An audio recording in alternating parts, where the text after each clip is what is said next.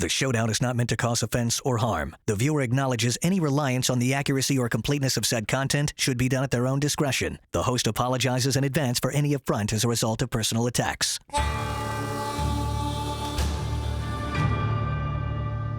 Showdown time. Rob Parker is back with us. Rob, good to see you, my man. Great to have you back on the show.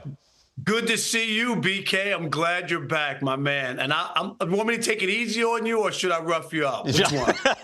Whatever you like, Rob. You've got a pass. Whatever you like. All right, we're just talking Ohtani versus Lindor. Where are you on that? I just think the Ohtani, historical part, I think he'll get the 50-50, and that'll just make it a piece of cake. But when you think about the season he's had, I just have to. Freddie Freeman hasn't been himself. Mookie Betts was hurt for a few months on the season. And somehow this guy continued to just put up unbelievable numbers without having, if everybody's healthy and whatnot, then you would say, okay. But he did it without those guys. And even in Lindor's case, and he's played great. I mean, he had a terrible start to the season. But he's behind in every category to Ohtani. I don't think it's that close. I think a lot of people like when Lindor has fought his way back, put the Mets back in contention, but I think Ohtani's the MVP. You know what's strange, and I'll put this up again, and again, WAR is an approximation, wins above replacement, but at least it places a number on things. But we were talking about defensive metrics, and frequently you like one and you don't like the other. Sometimes they're conflicting, sometimes they match up. But one has Ohtani on top. The other has Lindor on top. And, Rob, I'll throw on top of that, you're the guy who brought up all the pizza boxes. That, like, stealing bases last year for Acuna was not the same as Lou Brock stealing bases. So where are you on that? Not dismissing 50-50, but it is slightly different to steal those bases. There's no doubt. And I've been one. I'm telling you that stealing the bases does make a big difference and why he's going to be able to get to 50. But those are the rules that are in play. So we can't have it both ways. He's not doing anything illegal. This is what's set up for everybody. And no matter how we like it, he will be the first player to have 50 home runs and 50 stolen bases. I don't know how you can deny that guy an MVP. I'm sort of with you, but you are flip-flopping a little bit. But that's okay. You're a friend. You were big on the pizza boxes last year. Now you're not as big. It was a big thing. It was a big theme. I'm not flip-flopping. I don't like the big pizza boxes.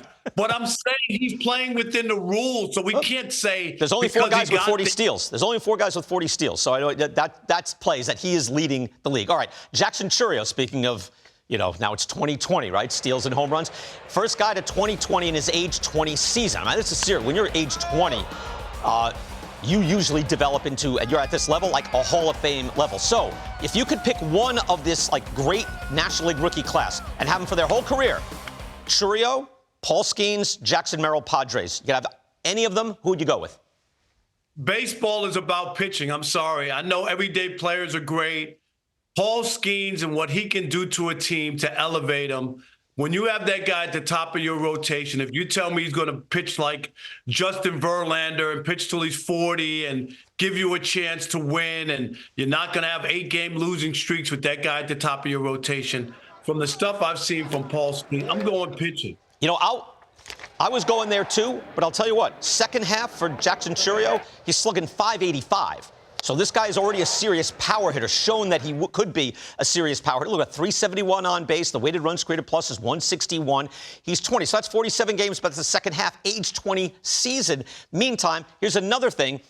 You know that Skenes sits 99, right? Now, if you could tell me Skenes is going to pitch 12 to 15 years, give you 180 to 210 innings, that's great. But look at all these guys. 3 of these guys, have been on the IL this year. These are the hardest throwing guys last year. And most of these guys have either been hurt or done for the year. So I don't know. Pitching at 99, Paul Skenes, the splinker, all of that, you think that's lasting 15 years? Well, 12. I'll take 12 years. I mean, yes, of course, to take 12. Look, DeGrom is coming back tonight, like Jacob DeGrom, right? Like there's a kind of the cautionary tale. I'm not saying they're the same guy, but I'm saying if you're taking long-term career, that must be a concern with the risk. Yeah, but I just think if you really think about what you're trying to do here, and I'm not discounting an everyday ball player, but those guys can have down seasons. Their next year 2 or 3 as well, or have an injury. There's all kinds of stuff that can happen. But in baseball, pitching is king. This is what teams are looking for. Most teams can't secure an ace pitcher at the top of their rotation, and that's what sets it apart. Hitters come and go. You might be able to get another guy or two. You can't always get that grace ace pitcher, and most teams and franchises never wind up getting one, and that's why they never win. Yeah, if they stay healthy, right? Very few of those guys. Hey, by the way, it's Bernie Williams' birthday. You know, Rob, where I am on his Hall of Fame candidacy. I'll just throw out there, Yankees, 8-year stretch, 6 pennants, 4 titles. He was their best player. Not better than Jeter for the whole career, right? Jeter was the best player for the career. But in an unprecedented run, Bernie was that best player. 4 titles, 6 pennants, 8 years. How many guys like that ever? Yeah, but the career, I get it. He was a part of a dynasty. Don't make it like that team was just Bernie Williams. You're mentioning Derek Jeter, who made the Hall of Fame, minus almost unanimous, 1 vote away. Mariano Rivera made it unanimous. Those 2 guys right there are bigger than Bernie Williams. But who is their best player in that run, Rob? I mean, you were watching. Who was their best player in that run? He was their best offensive player. Mariano Rivera was their best player in that run, and they wouldn't have won all those championships without him, BK. Do not kid yourself. Oh, no. Listen, their best player was Bernie. Mariano, an all-time great, but the best player on the field. No, Mariano. Even at 60 innings a season. Unanimous Hall of Famer. How can you say anybody's better than him? Their best player was Bernie. By the way, 300, 400, 500. Yeah, sure he was. If you look in the playoffs as well, win probability added. You know who's number 1? It was Bernie Williams. That was the guy that was winning games. Jeter, look, obviously it was a deep team, but he's their best player for that run. And, the results, like it used to be you old school guys who were saying, where are the rings? That's the guy that got the rings. Best player on that team.